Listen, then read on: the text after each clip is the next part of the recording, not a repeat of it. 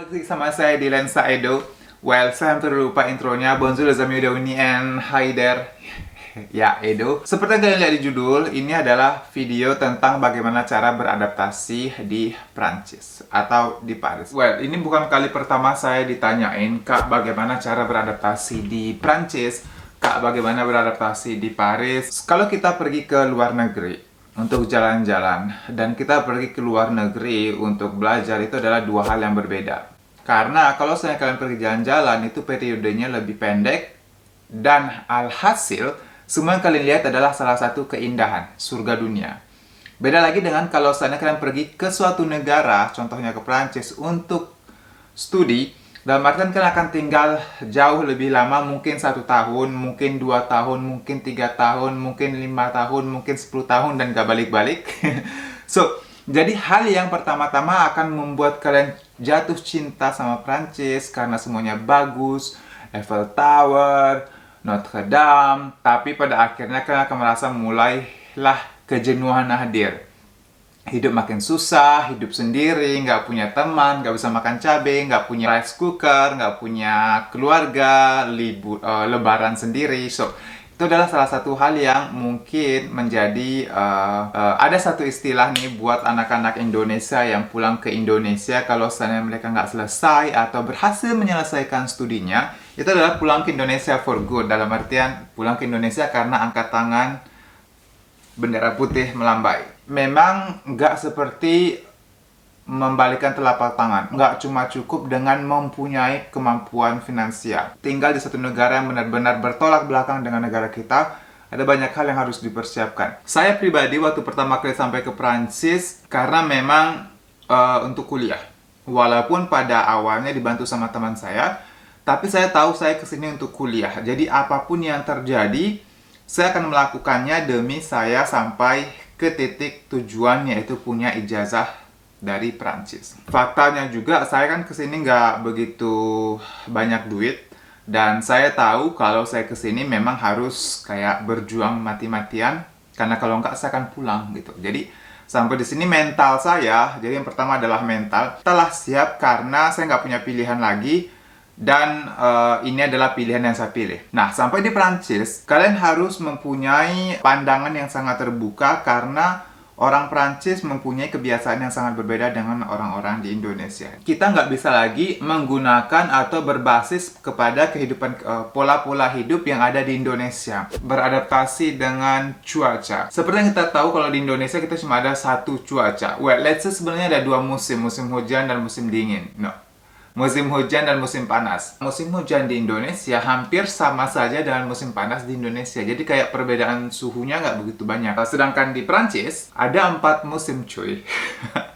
Saya pertama kali kesini itu di bulan Februari 2012, itu benar-benar lagi musim dingin. Kali pertama saya ke Prancis sebagai wisatawan. Setelah itu tahun 2015 saya kesini lagi bulan Desember, dalam artian masih musim dingin, dengan cerita yang lumayan sedih. Kalau kalian nonton di playlist saya bagaimana saya sampai ke Prancis di sini ya, waktu itu saya kesini benar-benar nggak bawa apa-apa. Dalam artian saya cuma bawa satu koper.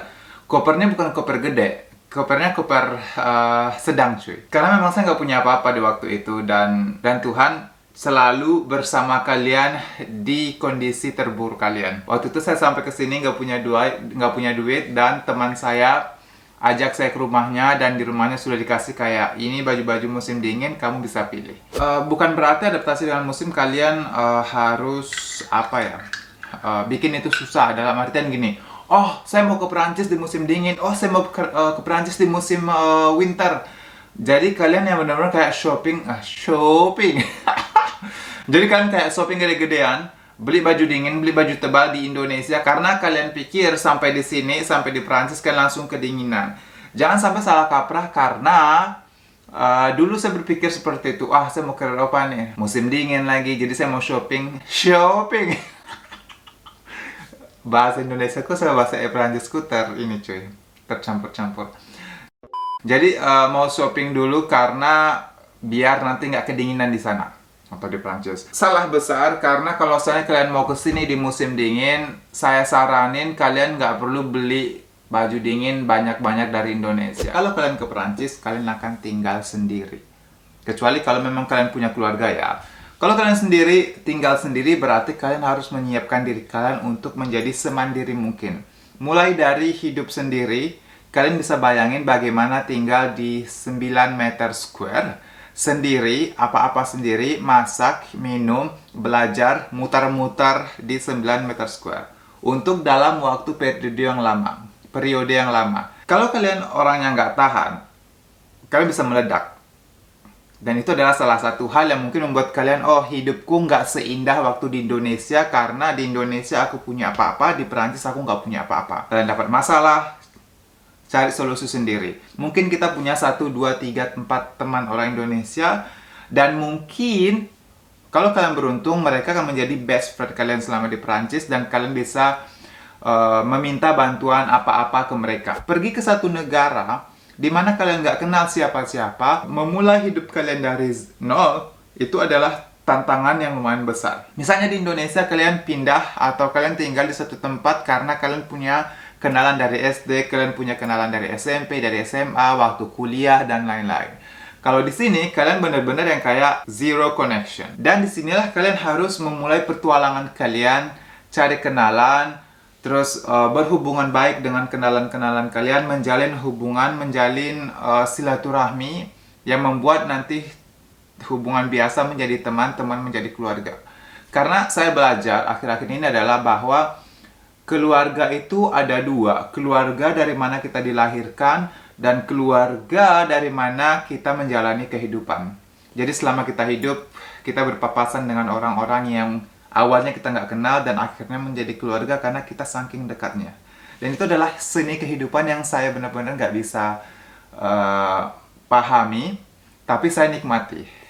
Terus juga adalah kehidupan sehari-hari kalian yang kayak kemana-mana naik metro, terus kalian harus kejar sana kejar sini, harus pandai bagi waktu karena terkadang ada masalah di metro, terus kadang-kadang ada keterlambatan di metro, ada orang yang mau bunuh diri di metro. Jadi hal-hal seperti ini kadang-kadang bikin kalian awal-awal kehidupan di Perancis sangat indah sekali, dan akhirnya kan pikir, oke, gangguan metro lagi. Jadi semuanya berawal dari mental, dan saya nggak begitu punya banyak tips untuk kalian yang pengen tinggal ke Perancis selain harus mempunyai keterbukaan pikiran.